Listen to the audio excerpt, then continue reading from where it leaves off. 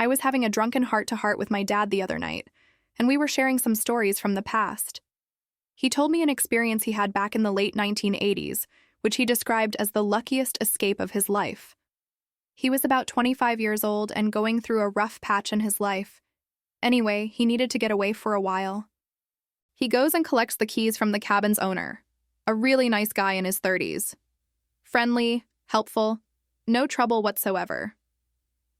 My dad spends his first day there, relaxing and recharging, enjoying the beautiful scenery and trying to take his mind off his crummy situation. He wants to clear his head outside before the sun sets. The curtains at the back of the shaking it off as a mistake of memory. He walks into the bedroom to go to sleep.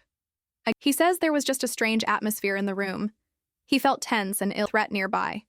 He grabbed his car keys and jacket, walked out the front door, got into his car, and drove to a hotel. At the end of the weekend, he returns to the cabin at around 4 p.m. to drop the keys back to the owner. You see, the cabin's owner had come by a little earlier than he and my dad had agreed to collect the keys. On the couch in the living room, there was a large, muddy shovel. Then he entered the bedroom. Inside, he found several Polaroid pictures laid out neatly on the bed. One of him drinking a beer outside, one of him looking out the window. They had all been taken from within the tree line. On the back of the last picture, someone had left a handwritten message. So close. Realizing that someone had been stalking my dad from the very beginning of his trip and that my dad was now missing, the owner immediately called the police. When they arrived, they scoured the woods in search of my dad. Sometimes the subconscious takes in information that we aren't fully aware of. Perhaps something else was slightly out of place in the bedroom, or just different to how we left it. Whatever the case, the warning signals went off, and he listened. If this story has taught me anything, it's to always listen to my gut. Instinct probably saved my dad's life that night. This didn't just happen to me, but my friends, Macy, Eric, and Dorian too, while we were all out on a trip in northwest Montana. Macy's parents had a cottage out by Flathead Lake. One weekend, we all decided to head over there and do a spot of fishing. In this digital age, it's very easy to lose touch with nature. Personally, I was starting to feel like a caged animal that summer, trapped indoors with no reason to go outside. I guess we all just wanted to reconnect with the great outdoors. They say that when you're around old friends, you act the same age that you were when you met them. That was definitely true for us. We were a bunch of 19-year-olds goofing around like we'd just hit puberty. Some things never change. We get to the cabin, and it's absolutely beautiful. A serene little log cabin, far out in the middle of nowhere. It was nice to get away from the bustle of our town. I mean, the cabin still had internet and everything, so it's not like we were totally living off the grid. But for us, this was going to be a taste of what it felt like to be a real outdoorsman. We all unpack and get to fishing as planned. Not many bites that day, sadly. Dorian wandered off by himself, looking for a better fishing spot. When he finally came back a while later, he seemed a little agitated. He told us that while out fishing a ways away, he heard what he thought was rustling in the tree line to his right. A little concerned about what it might be, he kept an eye on the area. Most of his attention was still focused on his rod in the water, when he heard what he thought was a bell ringing from the same spot in the trees. He swore that he saw a figure watching him from the bushes. Not that he could make out many features. He was still a fair distance away, but it looked like he was wearing a hoodie and crouching.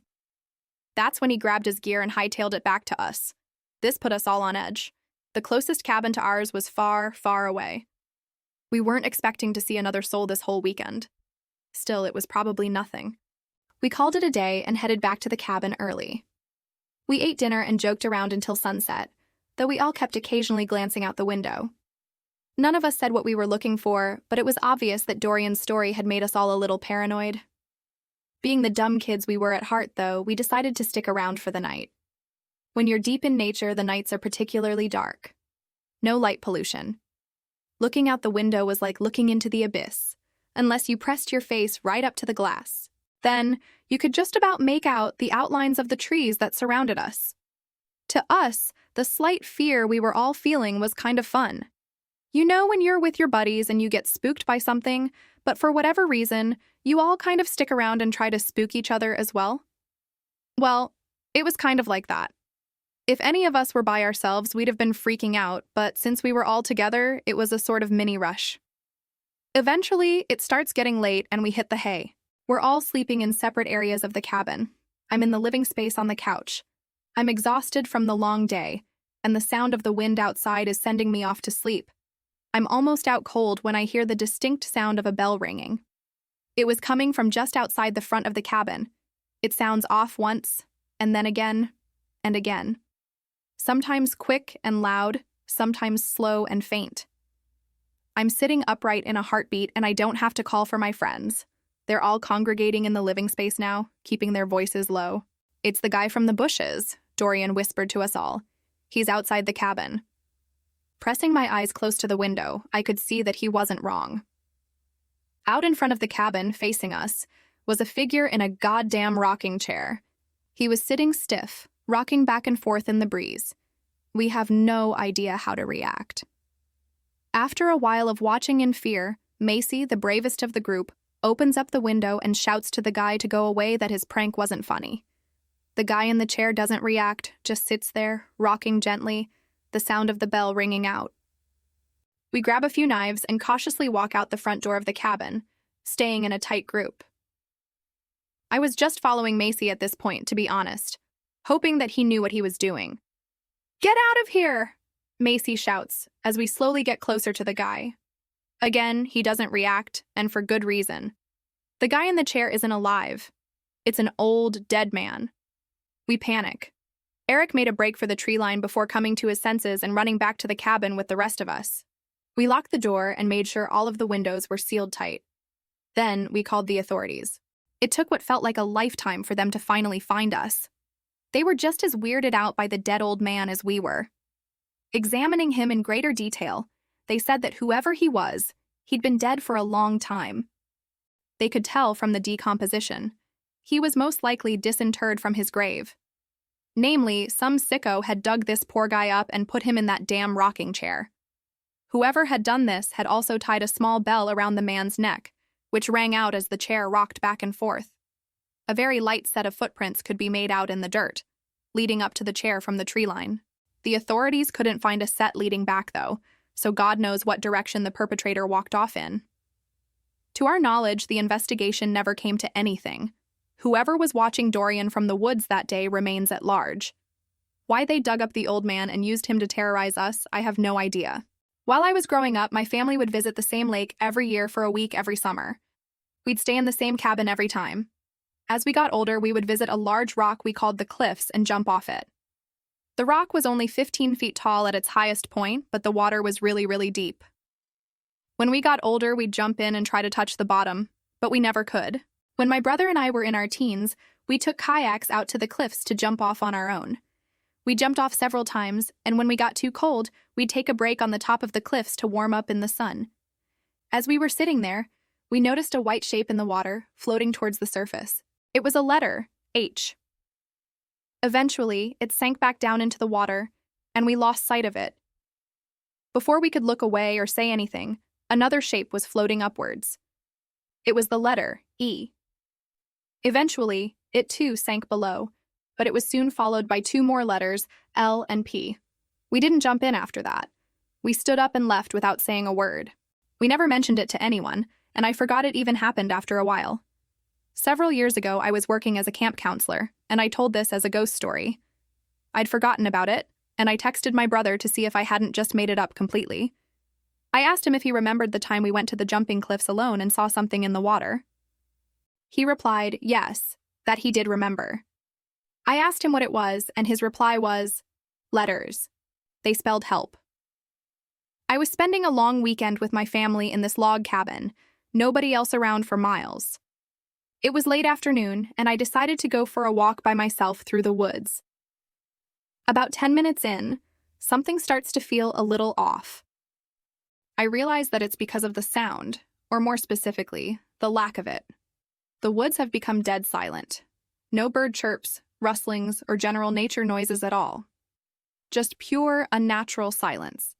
Anyone who spends a lot of time outdoors will tell you that a quiet forest is a dangerous forest. I hear someone approaching from in front of me.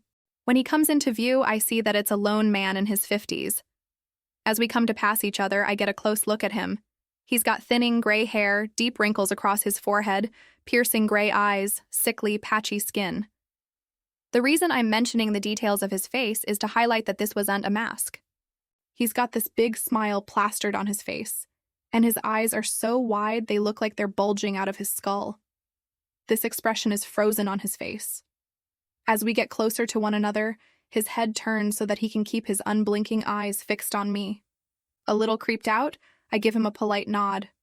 He gives me nothing in return, just that wide-eyed, toothy smile. As we finally cross by each other, his head is turned to the side, his vision still fixed on me. I continue past him, but I'm on guard for obvious reasons. What the hell was this guy doing out in these woods so far from civilization? There wasn't a house besides our cabin for miles.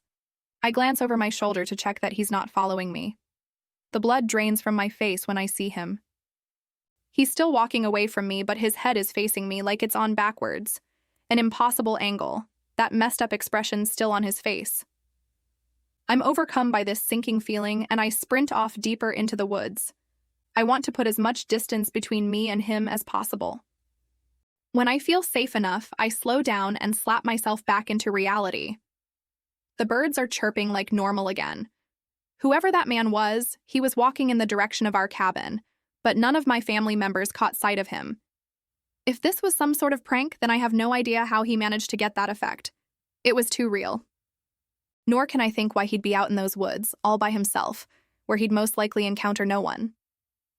I still get nervous when I pass by strangers in the woods, and I always turn to check that they're not keeping an eye on me after I've passed them. And I'll smash you, and I'll be coming back with a new video very, very soon. Until then, guys, you all stay spooky, and remember, the best things happen in the dark.